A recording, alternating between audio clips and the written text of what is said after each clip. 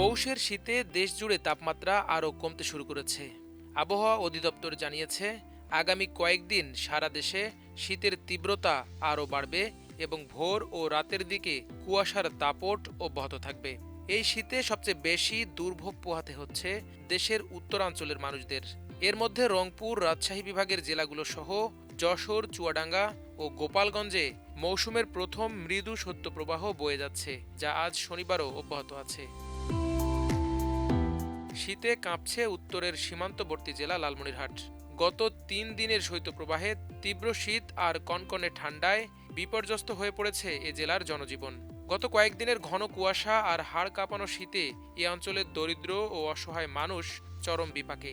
বেশি ভোগান্তিতে চর এলাকার মানুষ। একদিকে শীতবস্ত্রের অভাব, আরেকদিকে কমে গেছে আয় রোজগার।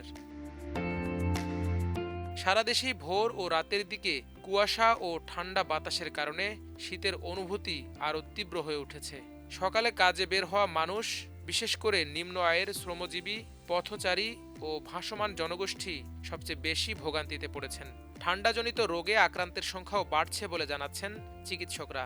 শীত থেকে বাঁচতে অনেককে খোলা জায়গায় আগুন জ্বালিয়ে বা অস্থায়ী উষ্ণতার ব্যবস্থা নিতে দেখা যাচ্ছে। রাজধানী ঢাকায়ও জেঁকে বসেছে শীত। ঘন কুয়াশার চাদরে ঢাকা পড়েছে চারপাশ, আর পাল্লা দিয়ে বাড়ছে হিমেল হাওয়া। ঘন কুয়াশার কারণে হজরত শাহজালাল আন্তর্জাতিক বিমানবন্দরে ফ্লাইট চলাচল ব্যাহত হয়েছে। শুক্রবার সারা দিনে সূর্যের দেখা মেলেনি বললেই চলে। শনিবার সকালে ঢাকায় সর্বনিম্ন তাপমাত্রা রেকর্ড করা হয়েছে 13.5 ডিগ্রি সেলসিয়াস। এটি এ মৌসুমের সর্বনিম্ন তাপমাত্রা। আবহাওয়া অধিদপ্তর জানিয়েছে, আগামী কয়েকদিন সারা দেশের তাপমাত্রা আরও কমতে পারে। পাশাপাশি থাকবে কুয়াশার দাপট। উপমহাদেশীয় উচ্চ চাপ বলয়ের কারণে এ অবস্থা তৈরি হয়েছে।